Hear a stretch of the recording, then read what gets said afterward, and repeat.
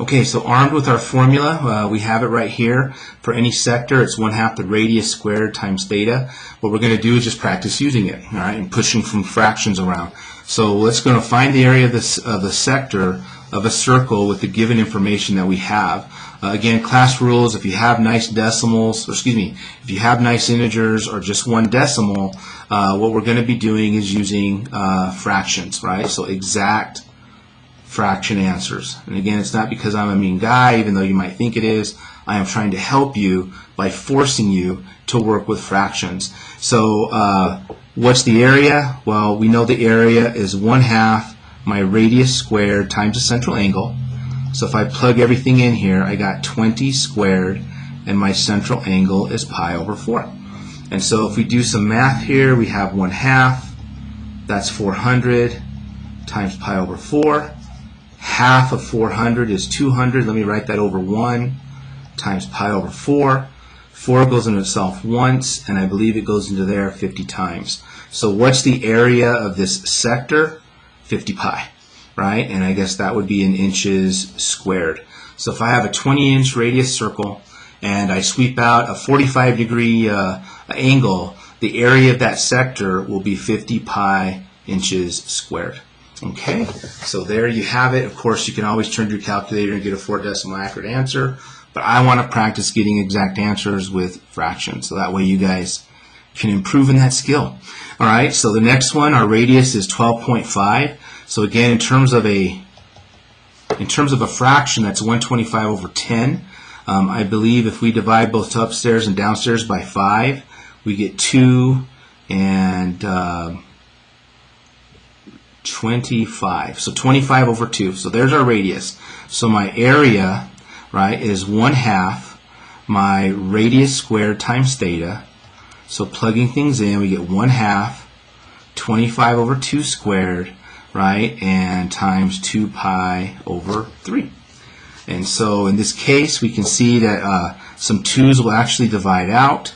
And so we're left with a nice messy 25 squared.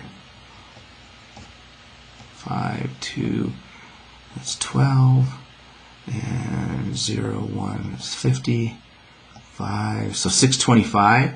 So we have 625 pi up in the numerator, and 2 times 3 is 6, that's down in the denominator. I don't think anything else, let's see, 3, 7, yeah, I think 3 actually will go in there.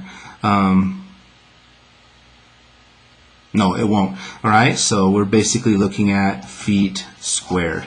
So 625 pi over 6 feet squared.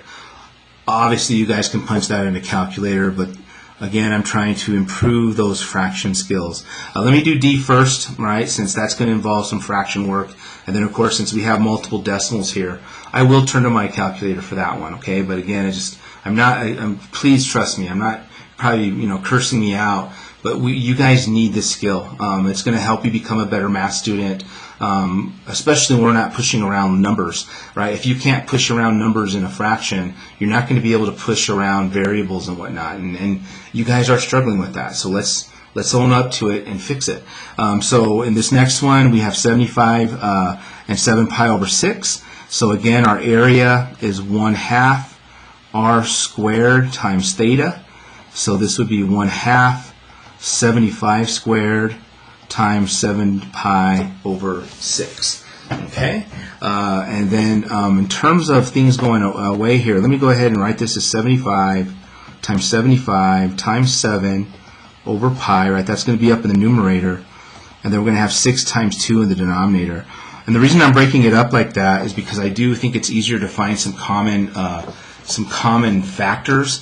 I do believe 75 and 6 share a common factor of 3. So 3 will go in there twice, and 3 will go in there 25 times.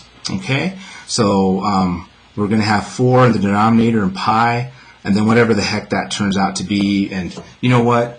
Let's go. Let's go ahead and go to my calculator. So we got 25 times 75 times 7. All right, and I'm getting 125. Okay, and that would be in centimeters squared. Okay, so there would be your nice exact fractional answer for that particular problem. Okay, so again, let's get better at pushing fractions around. The next one, again, we have more than one decimal. So obviously when I square it, we're going to get 6 decimals. So, you know, I'm a mean guy, but I'm not that much of a jerk. So let's just go ahead and use our calculator. So A equals 1/2 the radius squared times theta. So when I dump in my information, I got 4.321 squared, right? And we're going to multiply that by 3 pi over 2.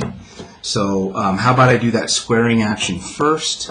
So I'm going to take 4.321, and I'm going to basically multiply it to itself, 4.321.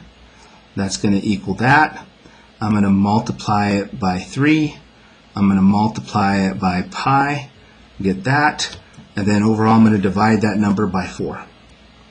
Alright, and so it looks like our area is 43.9926, and this would be in meters squared. Okay, so there you have it. So again, this was 3 pi over 2. We're looking at a pi shape that looks like that, right? 7 pi over 6. I should have been drawing some pictures. That takes us past, so we have a pi shape that looks like so, right? 2 pi over 3. Well, that's the quad number. Yeah, that's going to be a 30-degree reference. So we have a pi shape that looks like that, and then pi over 4.